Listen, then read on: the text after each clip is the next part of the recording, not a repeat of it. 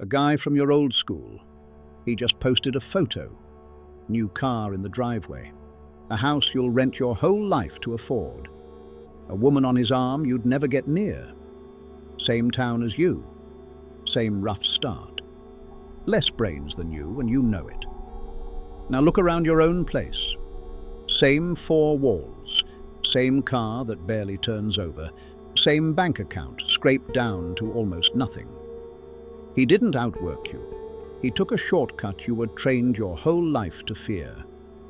Every year you wait, that gap gets wider, until one day it's too wide to ever close.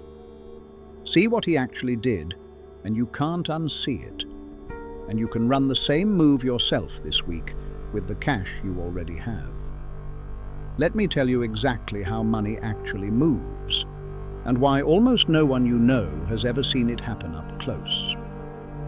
You were handed a plan. Get a job, work hard, save a slice. Wait 40 years. Retire if the market is kind and your knees still work. That plan has a name in your bank's marketing. It's called responsible. It has another name once you understand what it does to a human life.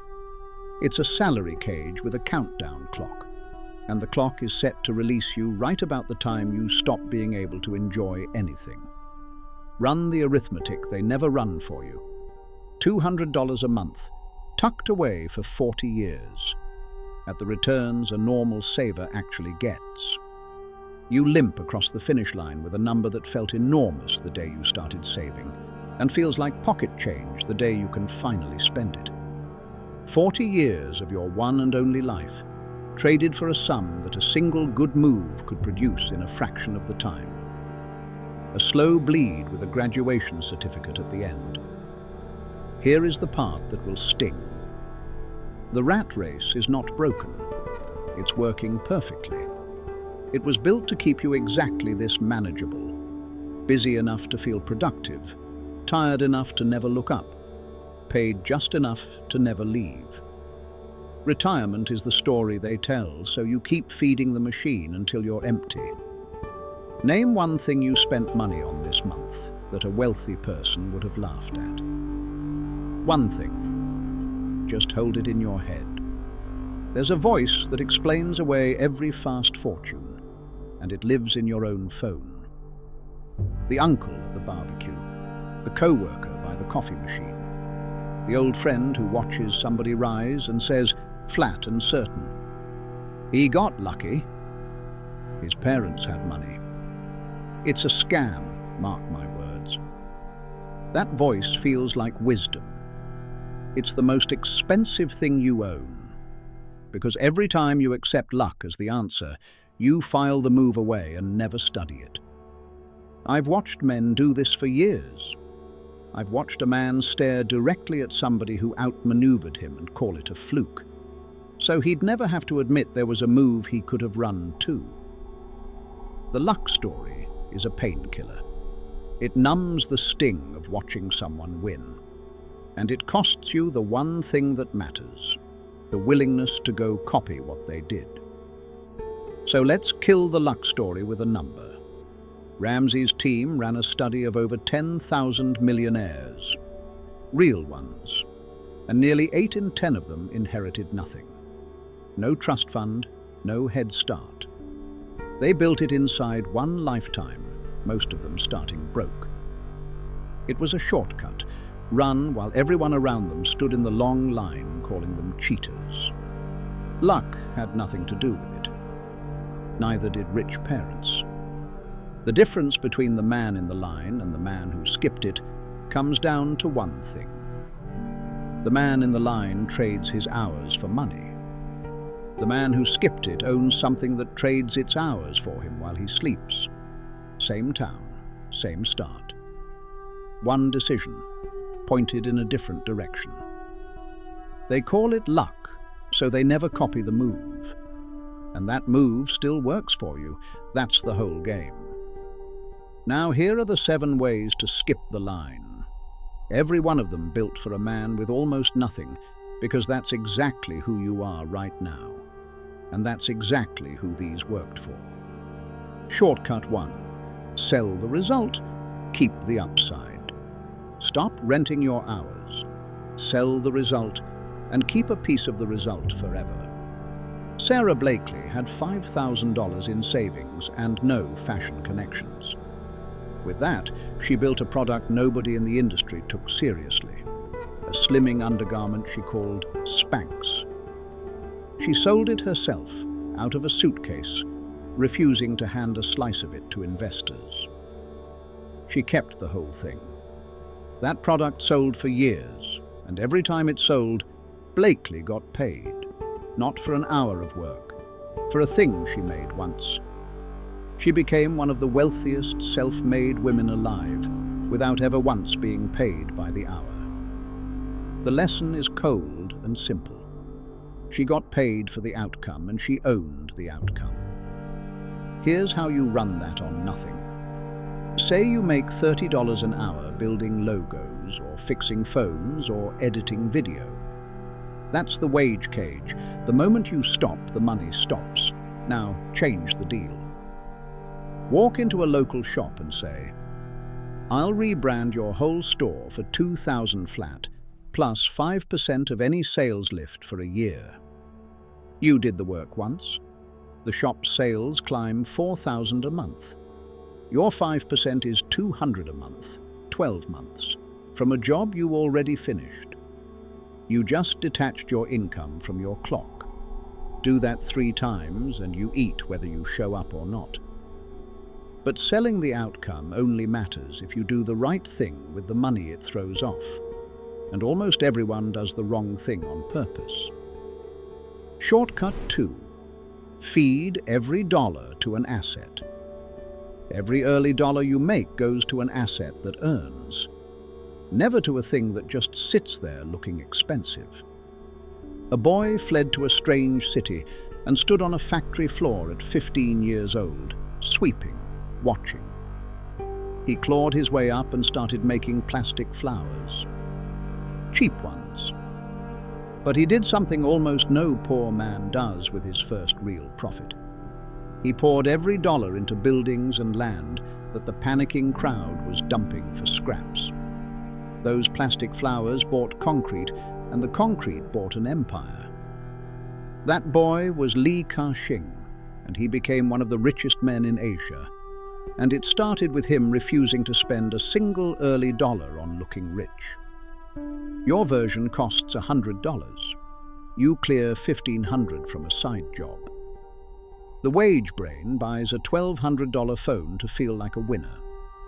The other move takes that $1,500 and buys a second-hand pressure washer, or a used camera, or a domain and a week of ads, something that earns $400 a month.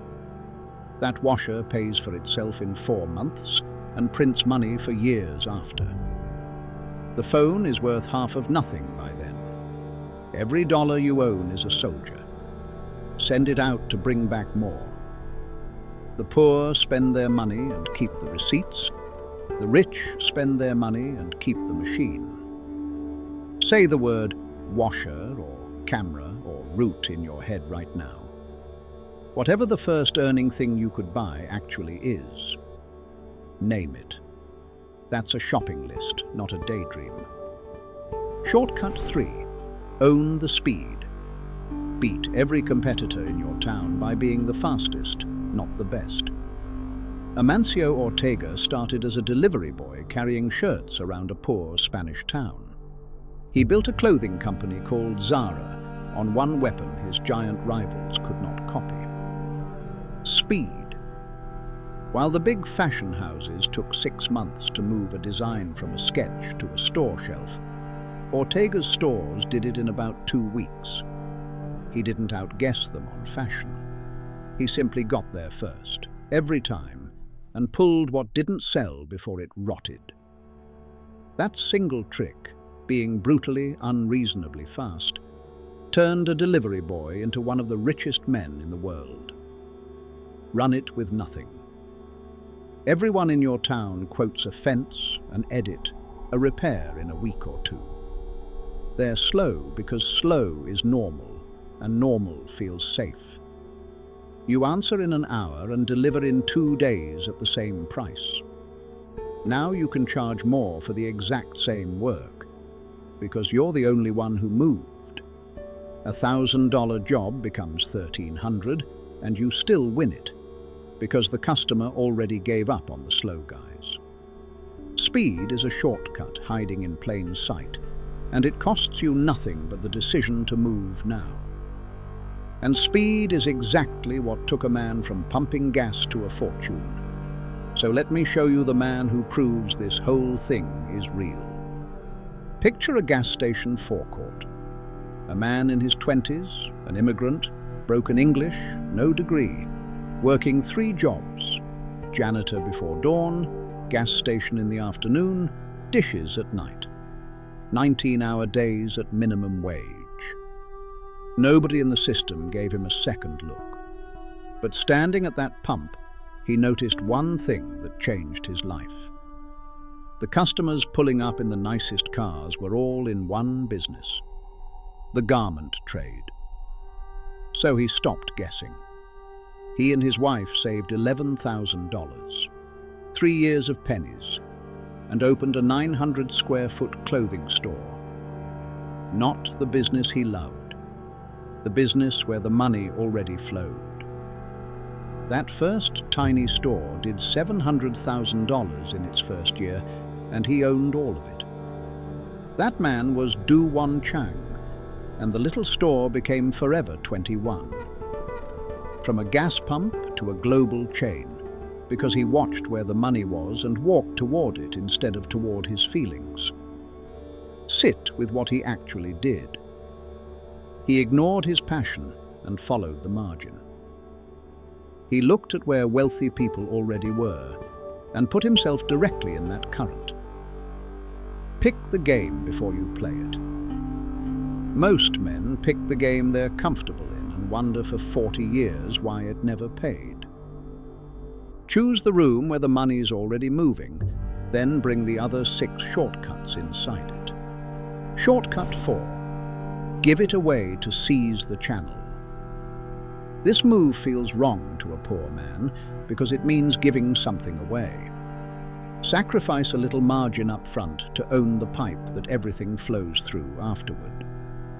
Estee Lauder was selling face cream with no advertising budget and no way onto the department store counters that controlled everything. So she did something the industry thought was insane. She gave the product away. Free samples. A free gift with every purchase. Lauder flooded the right hands with the thing itself, for nothing, until the demand she manufactured forced the stores to hand her the counter space she could never have bought. Those free jars were rent she paid to own the channel. She built a cosmetics empire on the willingness to give the first ones away. Here's your version on a shoestring. You bake, you edit, you fix, you clean. Find the 10 people in your town or your niche with the biggest mouths, the ones everyone listens to. Give them the first 10 for free. 10 units cost you maybe $200 in materials. If 3 of those loud people send their audience your way, and even a handful buy at $50 a month, that's a stream that never stops.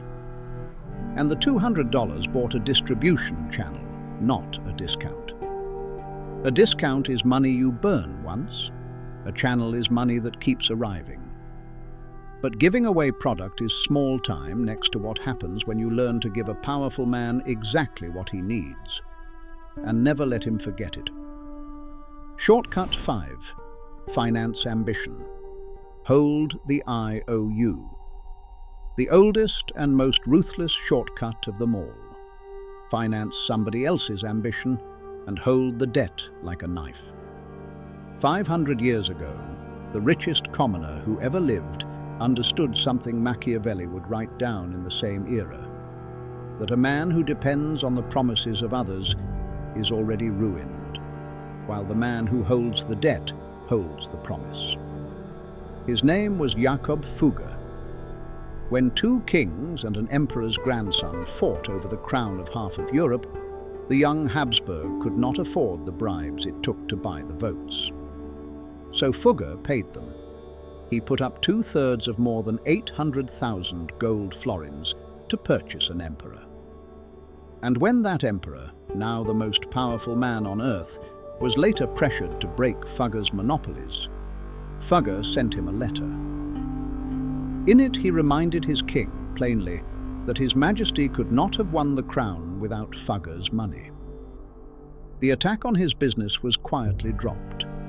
Fugger lent money for one thing only: leverage over the most powerful man alive.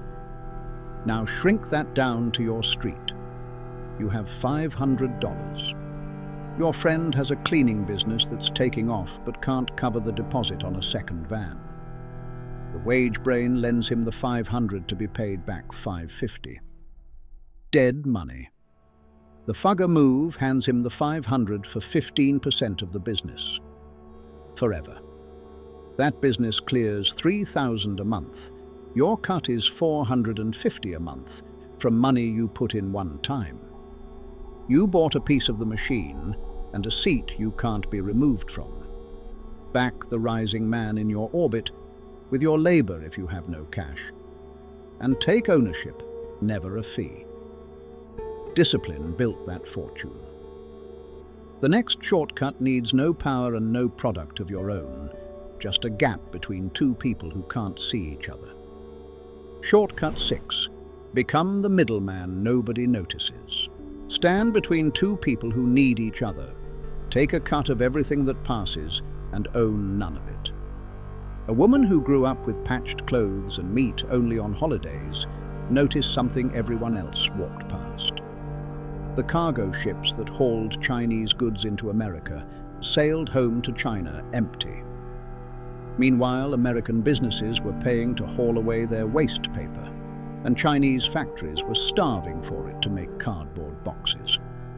So she planted herself in the gap. She bought the trash Americans threw out for almost nothing, loaded it onto those empty ships, and sold it to the factories that were desperate for it. She never made a product.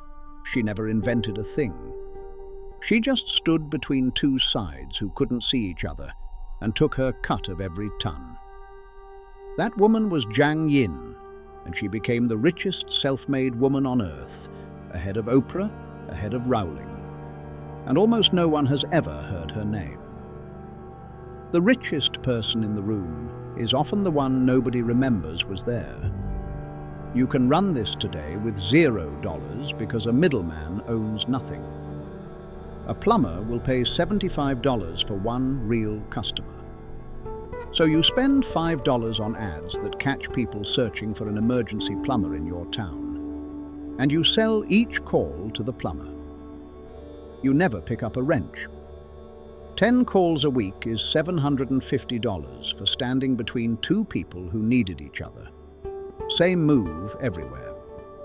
A product sells online for $60, and only after it sells do you buy it from the supplier for $35 and have them ship it. You pocket the difference without ever holding a box. A house has a seller who wants out and a buyer with cash. You tie it up on paper and hand the deal to the buyer for a $5,000 fee, and you never own a brick of it.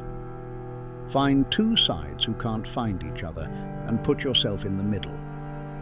Every one of those shortcuts still asks you to make something or move something. The last one asks for even less. Shortcut 7. Buy the proven asset. Don't build the asset. Buy the one that already works for cheap and put your engine behind it.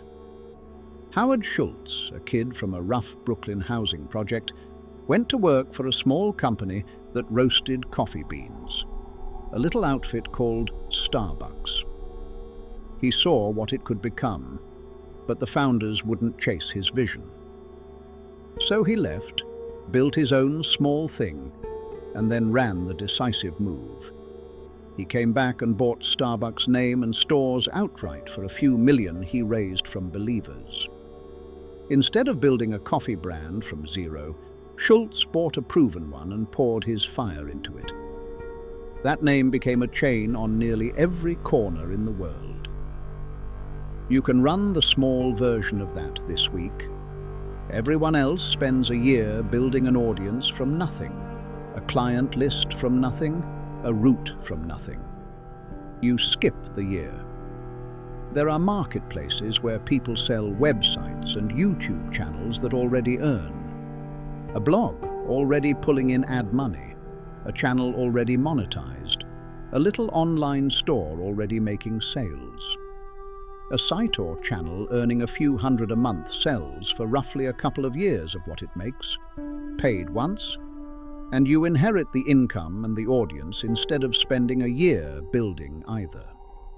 Same move offline. You find a dying local page with 8,000 real followers whose owner quit and buy it for a few hundred. Or a guy retiring from his lawn route with 20 steady clients and buy the route for 2,000. You point your speed and your ownership at it on day one. The slow build a thing for a year. The fast buy the thing somebody already built and skip straight to the profit. Now, one hard truth about all 7, before your fear talks you out of every one of them. The Bureau of Labor Statistics has tracked new businesses for decades. About half of them survive 5 years, half. Read that as a coward reads it, and it says, stay in your cage. Read it as a builder reads it, and it says, the odds of one real move are a coin flip, against a job where the odds of ever getting rich are essentially 0. A coin flip at wealth beats a certainty of the salary cage. Every time. So here is your one move for this week, not 7. 1. Pick a single shortcut off this list, the one that made your chest tighten. Then do the smallest possible version of it once in the next 7 days. Send one outcome-priced offer instead of an hourly one. Take your next $100 and buy one thing that earns instead of one thing that sits. Answer one job in an hour instead of a week. One move done this week. That's the entire difference between the men who watch this and the men who change. Everything you just heard, you'll agree with. You'll nod. You might even save the video. And then you'll do nothing, and in a year you'll be staring at the same near-empty account, watching another younger, broker man drive past. Because here's the truth you already know. You didn't hear all 7 of these for the first time today. One of them you've been circling for years. Pricing the outcome instead of the hour. Buying the little asset that already earns. Backing the friend for a piece instead of a wage. You thought about it in the shower. You talked yourself out of it by dinner. So let me ask you the only question that matters. Which shortcut have you known about for years and never once run? Say it out loud. That silence is the whole reason you're still standing where you are. Here's the reframe you've been avoiding. The 40-year plan feels safe because it asks nothing of you today. That's the trap. It charges you nothing now and everything later. Your youth, your energy, your best years, and it hands you the bill at 67 when there's no time left to fight it. Safe is the most expensive word in your vocabulary. I've watched a man do this exact thing. He had a real skill. He could fix anything with an engine. 20 years he rented that skill by the hour to a shop that kept the profit. 20 years of $40 hours while the owner took the $400 jobs and drove the truck that the skill paid for. That mechanic could have owned the shop, or built a route, or taught the skill to 50 men for a cut. He knew every one of these moves. He waited for the raise instead. The raise never came. He still tells people the owner got lucky. Don't be the man who tells that story about himself. They call it luck, so they never copy the move. And that move still works for you. So you get a choice, and it splits every man watching into 2 rooms.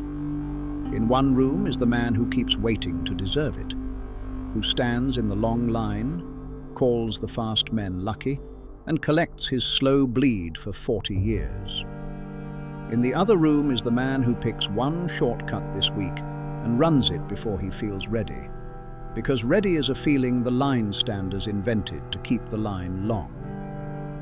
One of those men is you by this time next year. You're choosing right now which one, whether you admit it or not. If this cracked something open, drop it in the comments. The one shortcut you've circled for years and are finally running this week, in 2 or 3 words. Not for me. So a year from now, you can scroll back to the exact moment you stopped calling it luck. Most men who watch this will click away and do nothing. Good. That's the filter. The few who move are the few who'll ever see the next one, and the next one goes further than this, into the moves the line standers will never run because they're too busy calling them luck. There's one thing to do if you want them. Subscribe. Not for me, for the version of you that's done standing in line. Subscribe and the next move finds you. Ignore it and you stay exactly where you are, a year older, same account, still saying he got lucky. This is the grey Eminence, the room for the men who stopped calling it luck and started copying the move. They call it luck, so they never copy the move. And that move still works for you.